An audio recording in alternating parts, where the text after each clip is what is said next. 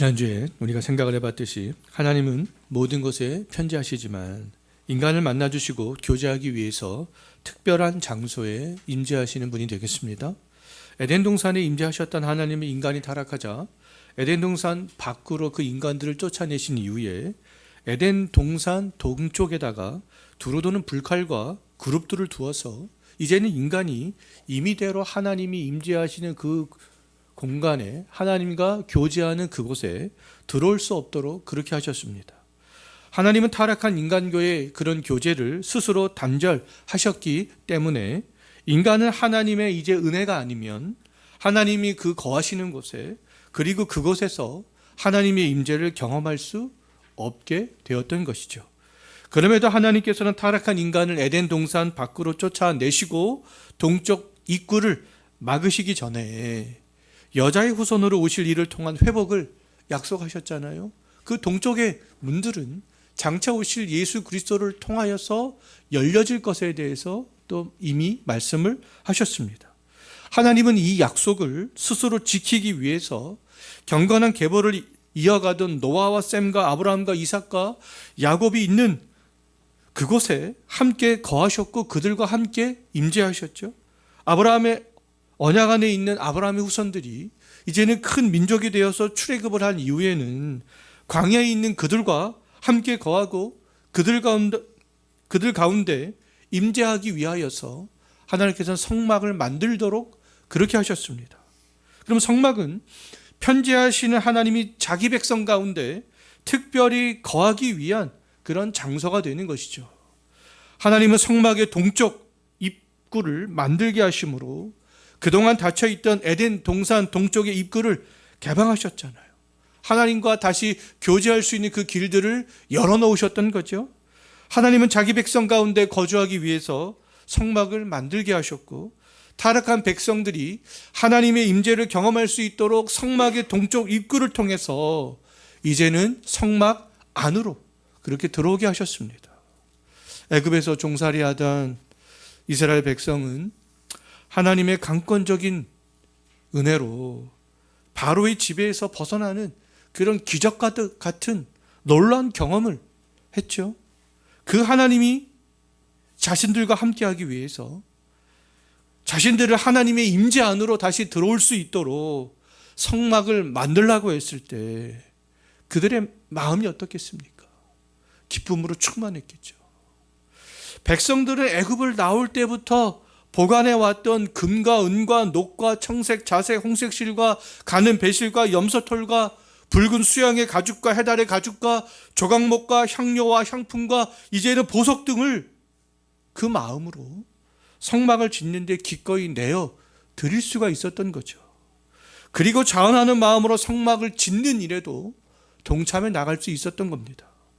광야 생활을 하는 40년간 이동을 했잖아요. 근데 이동 중에도 성막을 접었다가 폈다가 이런 일들을 수시로 했지만 그거 역시 귀찮아하지 않았던 거죠.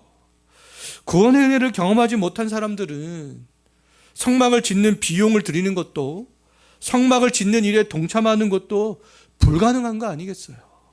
하지만 이스라엘 백성들에게 성막을 짓는 일에 동참하는 것은 그들에게는 은혜였고 기쁨이었던 거죠. 전 우주를 창조하시고 출애굽의 은혜를 주시고 자신들을 가나안으로 인도해 가실 하나님이 거주하실 집을 만들고 있다라는 그런 생각 때문에 그런 감사 때문에 그들은 동참할 수 있었습니다. 그들은 성막에서 언제든지 이제는 하나님의 임재를 경험하게 되는구나. 그것들을 기대했던 거죠. 오늘날 우리는 광야에 있었던 이스라엘 백성들처럼 성막을 짓기 위해서 7가지 재료를 들이지 않아도 되잖아요. 성막의 모양과 성막에 들어갈 기구들을 제작하기 위하여서 부살렐과 오홀리압처럼 연구하지 않아도 됩니다. 지혜로운 마음이 있는 사람들과 마음이 슬기로운 여자들처럼 성막을 짓기 위해서 금속을 녹이고 나무를 자르고 천막을 만들기 위해서 염색하는 일에 참여하지 않아도 되는 거 아니겠어요? 지난주에도 말씀을 드렸듯이 오늘날 하나님이 거하시는 성막은 바로 교회이기 때문에 그렇습니다. 성막과 성전에 거하셨던 하나님은 이 신약 시대에는 말씀이 육신이 되어 예수 그리스도를 믿는 사람들 가운데 거하고 계시는 거 아니겠어요? 그리스도 예수 안에 있는 우리가 하나님의 성전이기 때문에 그렇습니다. 하나님의 성전이 바로 여기 있는 우리들의 모임이라는 것이죠. 오늘날에는 우리 그리스도인들이 모인 이곳이 하나님이 거하시는 성막이자 성전이 되는 거죠. 하나님에 대한 지식이 깊지 않는 믿음이 연약한 신자들, 초신자들은 교회를 세워가는 일에 동참하는 거 쉽지 않습니다. 믿음이 없는 사람들에게 성막을 지어라, 성막을 지을 재료를 드려라 할 때 그들은 불만과 불평이 나올 수밖에 없는 거 아니겠어요? 하나님이 누구인지 잘 모르기 때문에 그렇습니다. 하나님이 임재하시는 성막, 하나님이 임재하시는 교회, 이것이 어떤 곳인지 잘 모르기 때문에 그런 거 아니겠어요? 우리 그리스도인들이 모여있는 이 교회가 오늘날 하나님이 거하시는 성막이라는 사실을 알지 못하기 때문에 그런 거 아니겠습니까? 그러나 우리에게는 그렇지 않죠. 우리에게는 구원의 기쁨이 있고 하나님이 누구인지 알고 이것이 하나님이 임재하시는 성전인 사실들을 우리는 이미 다 알고 있습니다. 구원의 은혜를 베푸시는 하나님이 창조주요, 구원자요, 인도자요, 심판주 되신 분이라는 사실도 우리는 다 믿고 알고 있는 거 아니겠어요? 출애굽의 은혜를 경험한 이스라엘 백성들이 성막을 짓는데 자원하고 기쁨으로 동참했던 것처럼, 그렇다면 우리들도 하나님이 거하시고 임재하시는 오늘날의 성막인 교회를 세워가는 일에 자원하는 마음으로 지금 기쁨으로 동참하고 있는 거 아니겠습니까? 하나님이 누구인지, 하나님이 우리에게 어떤 일을 행하셨는지 우리는 다 알기 때문에 그렇습니다.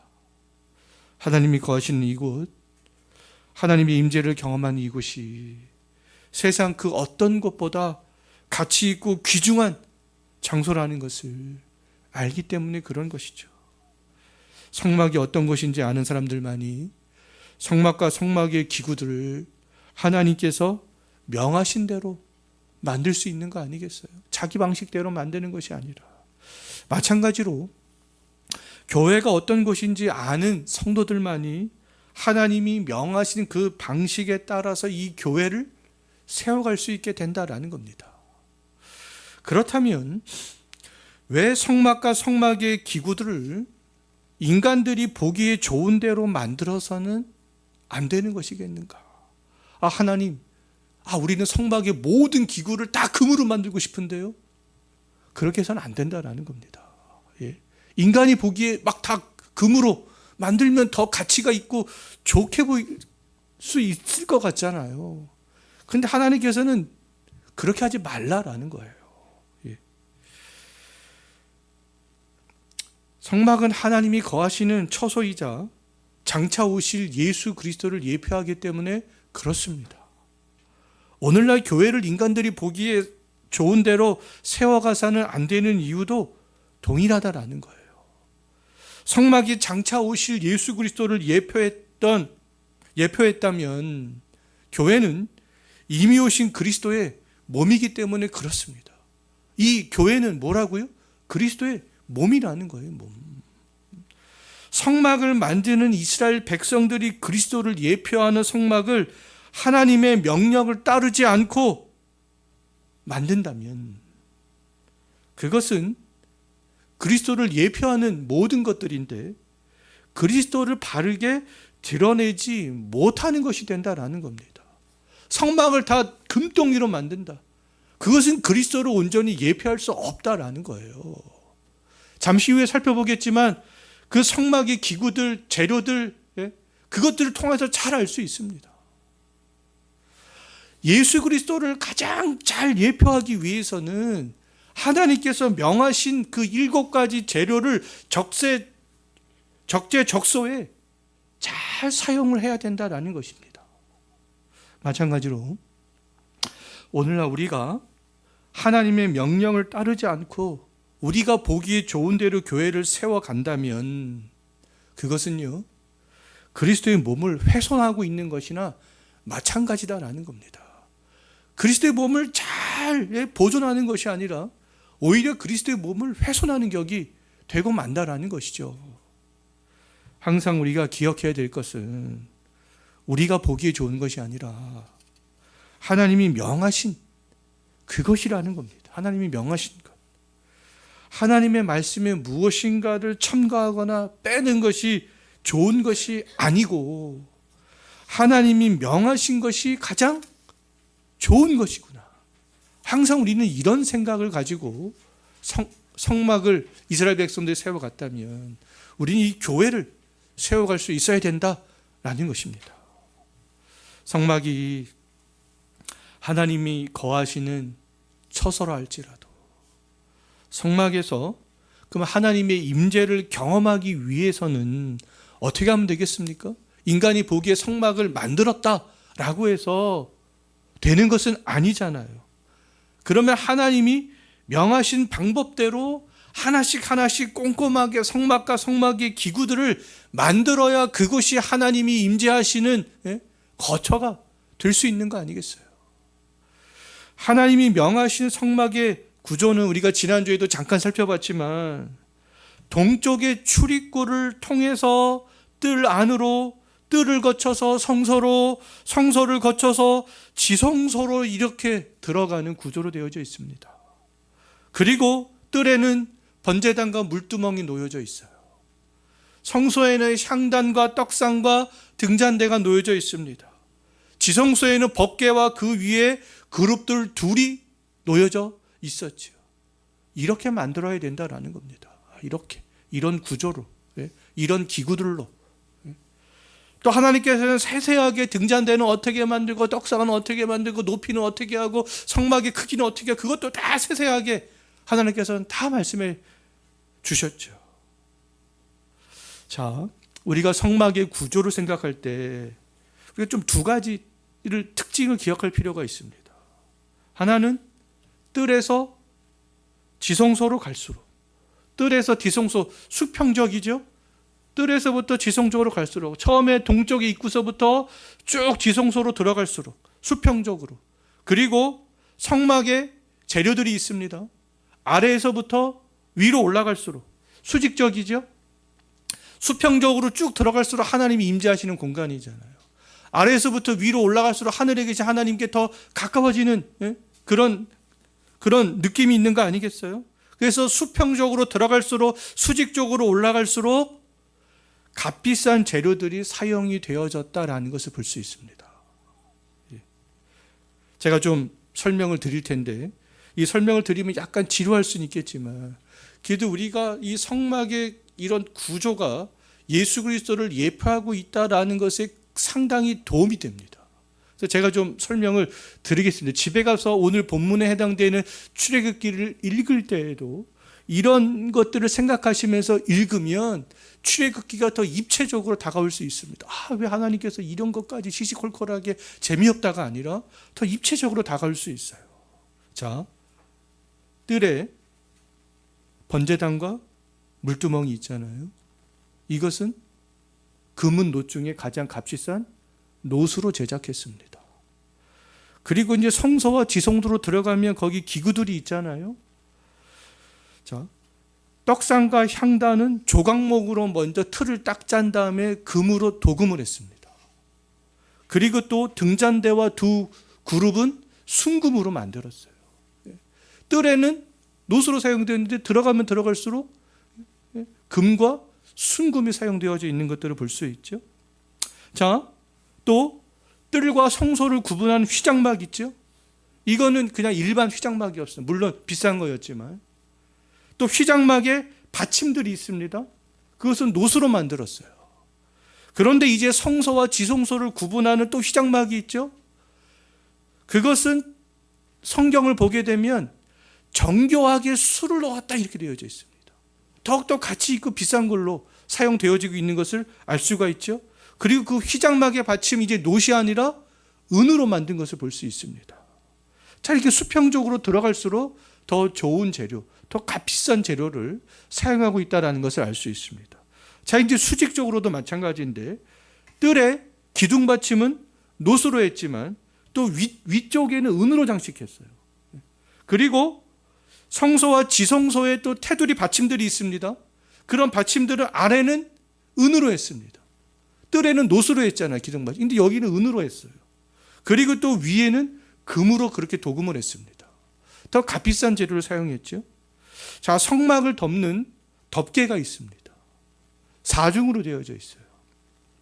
성막의 안쪽을 덮는 덮개일수록 비싼 재료였고요. 성막의 바깥쪽을 덮는 덮개일수록 좀 더 저렴한 재료를 사용했던 것을 알 수가 있어요. 자, 천으로 짠 덮개의 종류들을 먼저 덮었습니다. 천으로 짠 거. 그 다음에 가죽으로 만든 덮개를 그 다음으로 이렇게 덮었어요. 천으로 짠 덮개 중에는 가늘게 꼰 배실과 청색과 자색과 홍색 실로 구룹까지 아주 정교하게 놓은 그 천을 먼저 딱 덮었습니다. 그 다음에는 염소털로 짠 천을 그 다음으로 덮었고요. 그 다음 이제 두 가죽 중에서 좀 더 비싼 붉은 물들인 수양의 가죽을 먼저 덮었고 마지막으로 해달의 가죽을 덮었어요. 이렇게 성막은 4중 구조로 이렇게 덮었습니다. 자, 이처럼 뜰에서 지성소로 갈수록 그리고 아래에서 위로 올라갈수록 더 귀한 재료가 사용이 되었고요. 덮개는 성막 안을 덮은 덮개일수록 더 비싼 그런 재료를 사용했습니다. 왜 이렇게 했을까? 하나님께서는 이렇게 하도록 하신 이유는 뭐냐면 하나님의 거룩하심을 강조하기 위함이었던 거예요.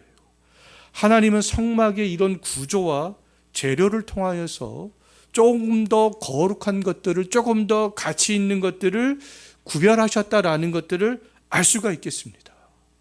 하나님께서 성막을 통해서 닫혀있던 에덴 동산의 길을 다시 열어주셨지만, 근데 완전히 개방한 것이 아니라 제한된 방식으로 어떤 거룩에 따라서 그렇게 접근하도록 하셨다라는 것들을 알 수가 있습니다. 시내산에서 하나님의 임재를 경험했던 사람들이 세 부분으로 나뉘어져서 하나님의 임재를 경험했었잖아요. 산 정상에서는 누가요? 모세가. 산 중턱에서는 누가요? 아론과 나답과 아비후와 장로 70명이. 산 아래에서는 일반 백성들이 그것들을 지켜봤던 것이죠.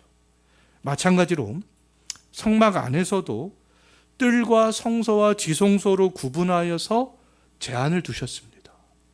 뿐만 아니라 하나님은 성막의 각 장소에 출입할 수 있는 사람들도 제한하셨죠. 뜰에서는 모든 사람이 함께 할 수 있었어요. 백성들과 제사장과 대제사장이, 또 성소에서는 백성도 들어올 수 없었죠. 제사장과 대제사장만이 들어올 수 있었습니다. 지성소에는 대제사장만이 들어갈 수 있었어요.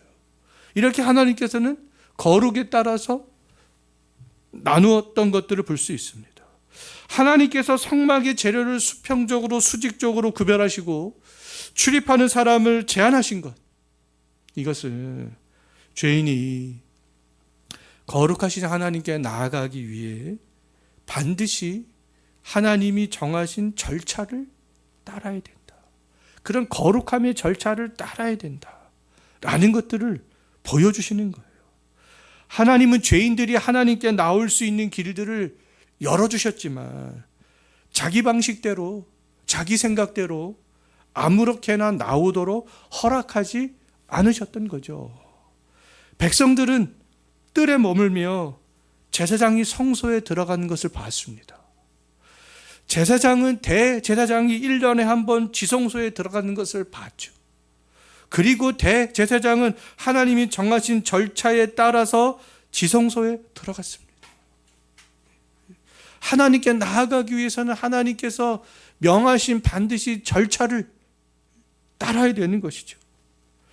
이 과정을 통해서 이스라엘은 죄인이 거룩하신 하나님 앞에 함부로 나아갈 수 없구나. 이것들을 배우는 동시에 하나님이 세우신 중보자만이, 그 단 한 사람만이 하나님 앞에 나아갈 수 있는 거구나. 그거를 깨닫고 배웠던 거예요. 또한 뜰에서 지성소로 갈수록 성막의 아래에서 위로 갈수록 값비싼 재료를 사용하게 하셨던 그 이유는 하나님의 임재를 경험하기 위해서는, 그래도 하나님께 가까이 나오기 위해서는 값비싼 희생과 대가가 필요하다라는 것들을 상징적으로 보여주는 것이죠. 하나님께 조금 더 가까워지면 가까워질수록요. 성막을 세 부분으로 구분하고 출입할 수 있는 사람을 제한하신 것.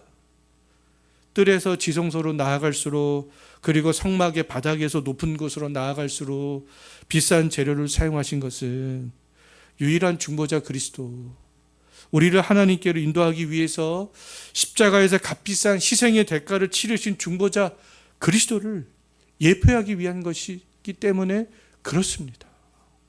광야에 살던 이스라엘 백성들은 하나님이 정하신 절차에 따라서 하나님의 임재를 경험할 수 있었던 것이죠. 자기 방식이 아니라 그 방식이 죄인들이 하나님께로 나올 수 있는 유일한 방식이었던 거예요. 하나님이 정하신 절차와 방식에 따라서 나오는 것이요. 그러나 오늘날에는 그리스도 예수께서 자기의 피로 영원한 속죄를 이루사 단번에 성소에 우리를 들어가게 하셨습니다. 그것이 절차예요. 예수님이 절차가 되는 것이죠.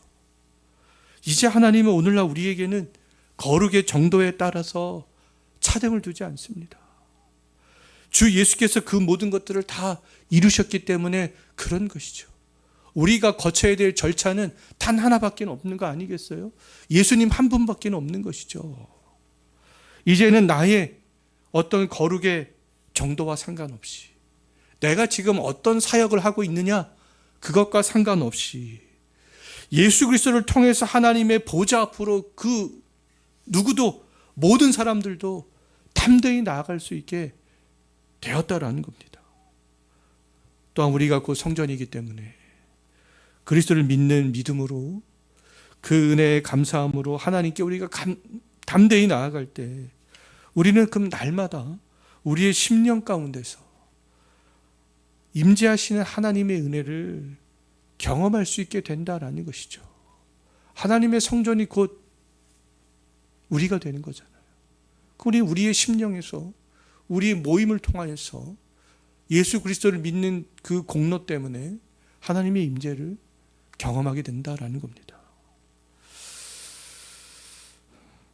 이제 우리가 생각을 해볼 것은 성막 안에 있는 기구들의 쓰임새와 그 기구들이 어떻게 주 예수 그리스도를 예표하는가, 그것에 대해서 좀 생각을 해보도록 하겠습니다.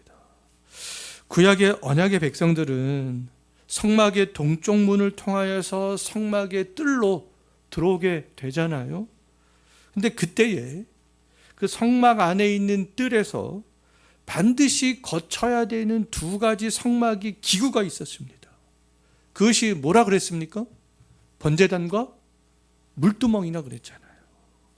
그럼 번제단은 백성들의 죄를 대신해서 백성들이 가져온 동물이 대신 태워지는 것이 번제단이 되는 것이죠.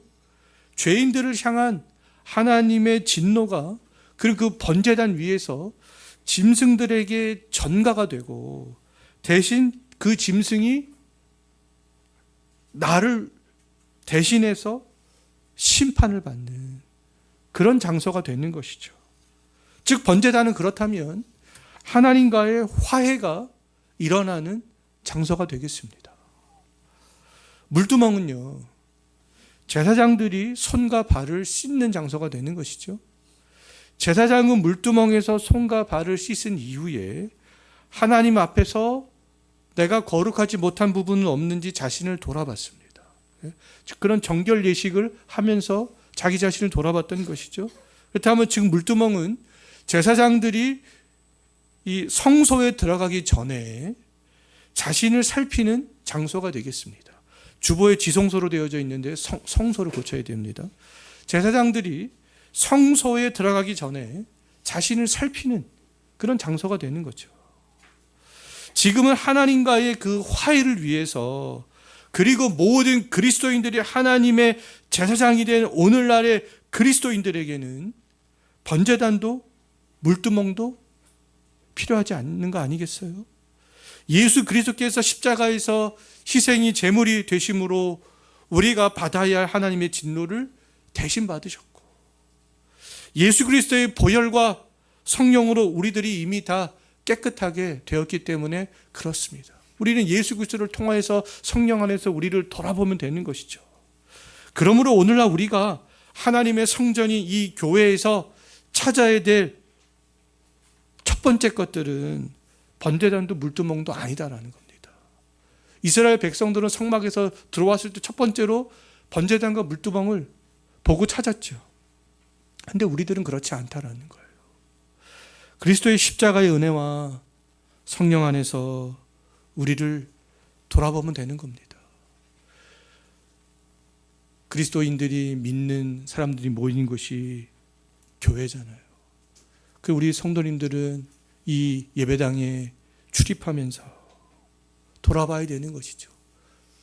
어디에 번제단이 있나, 어디에 물두멍이 있나, 이것이 아니라 그리스도의 십자가의 은혜와 성령 안에서 나를 돌아보며 이 자리를 출입하는 거 아니겠어요? 그런 기대하는 마음으로 이 예배 시간에 우리가 나와야 되는 거 아니겠습니까? 번제단과 물두멍의 은혜를, 우리를 위해서 피 흘려 죽으신 예수 그리스도의 은혜와 성령 안에서 경험할 수 있기 때문에 그렇습니다. 이제 뜰에서 휘장을 열고 성소로 들어가면 제사장들이 반드시 거쳐야 하는 세 개의 성전의 기구들이 있었습니다. 진설병상과 등잔대와 분향단이죠. 이것은 일반 백성들은 근데 볼 수도 만질 수도 없었던 그런 성전의 기구들이 되는 거 아니겠어요? 제사장들은 매일 아침과 저녁에 2번씩 등잔대에 기름을 채우면서 불을 켬으로 그 성소를 쫙 밝혔고요. 동시에 분향단에 향을 피워서 향이 지성소로 그렇게 넘어갈 수 있도록 그렇게 했습니다. 또한 매 안식일마다 12지파를 상징하는 12개의 떡을 교체하는 일들을 일주일에 한 번씩 그렇게 했던 거죠. 안식일마다 12개의 떡을 놓았던 것은 하나님이 자기 백성에게 양식을 공급해 주시는 그런 생명을 주시는 분이심을 기억하게 하는 그런 행동이었습니다. 12개의 떡을 교체하면서 우리 12지파에게 하나님께서 우리에게 생명을 공급해 주시는구나. 그것들을 기억했어요. 제사장은 하나님 안에서만이 이 생명이 유지된다는 사실들을 진절병의 상을 교체하면서 기억을 했던 것이죠. 우리에게 생명을 공급해 주신 분은 누구인가? 하나님이구나. 떡을 교체하면서.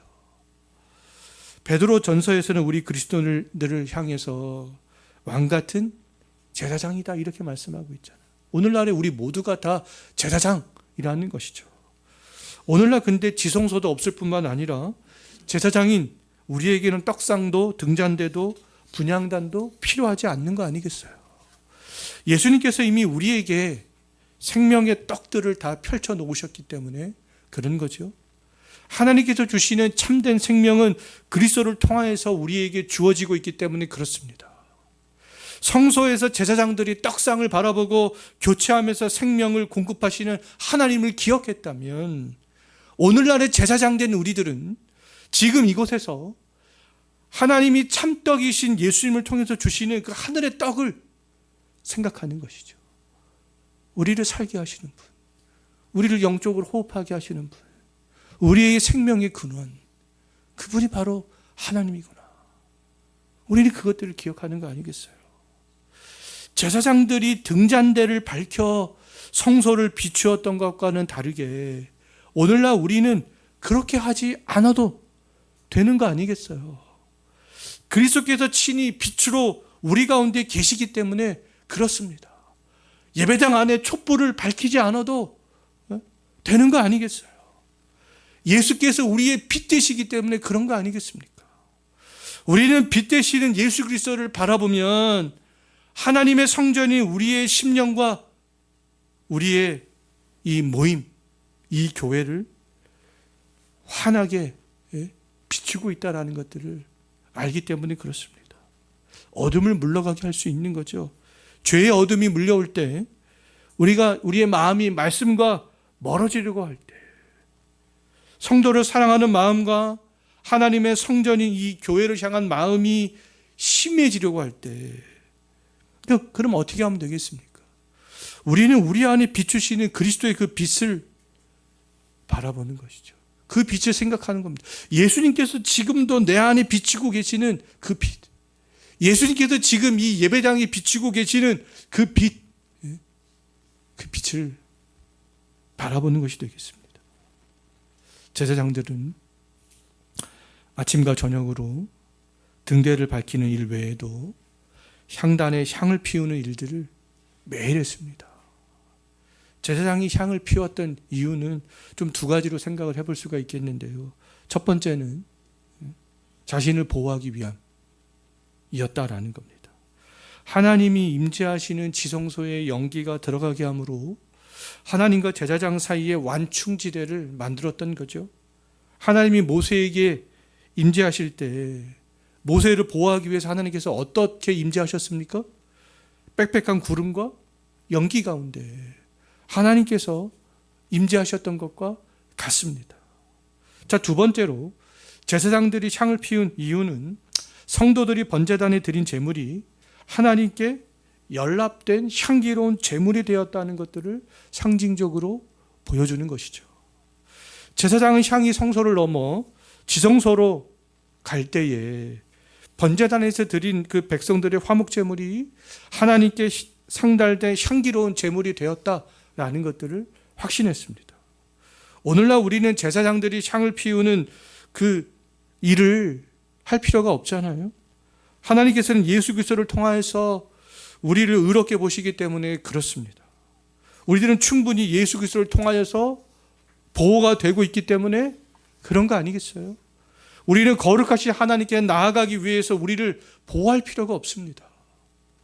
우리의 영원한 보호막 되시는 예수 그리스도께서 우리를 보호하고 계시기 때문에 그런 거죠. 또한 예수 그리스도께서는 이미 하나님께 연합된 향기로운 제물이 되셨죠. 우리가 할 일은 주 예수 그리스도를 힘입어 하나님께로 담대하게 나아가는 것들이 되겠습니다.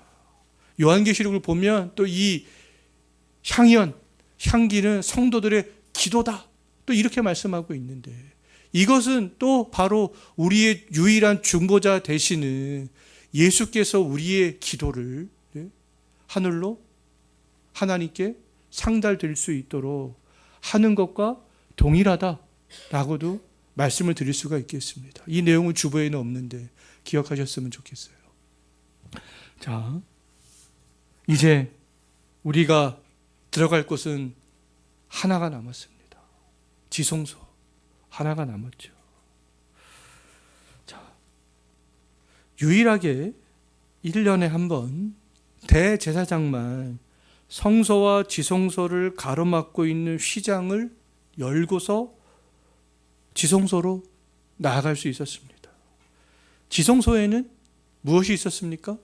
증거궤가 정면에 놓여 있었고, 그 위에는 순금으로 만든 그룹 두 가지 형상이 놓여 있었어요.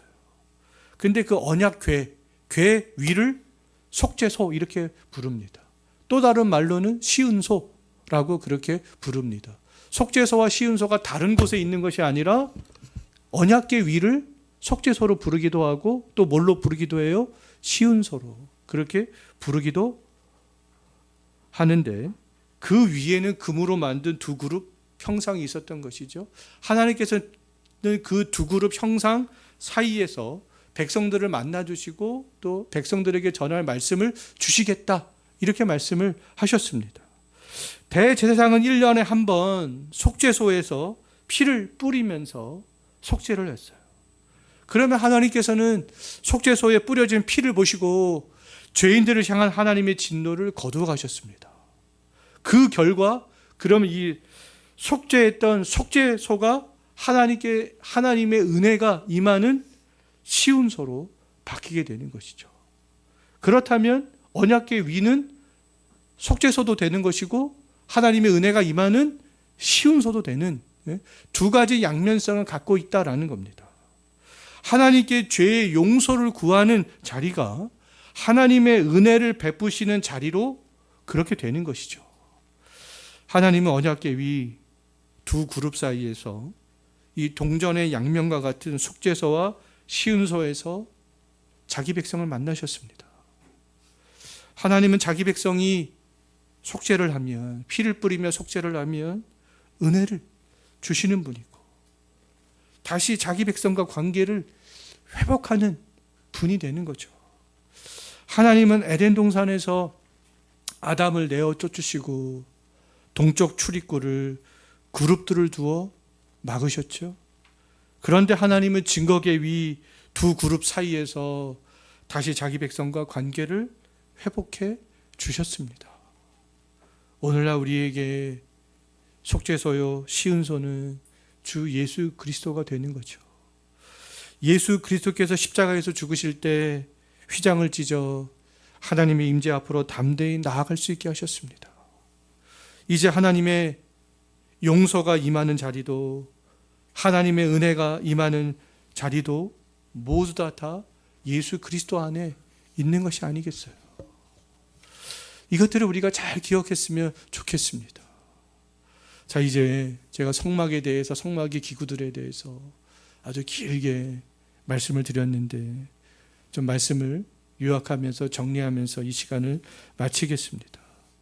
성막은 그리스도를 예표하고 성막의 기구들은 그리스도가 장차하실 일들을 예표하는 것입니다.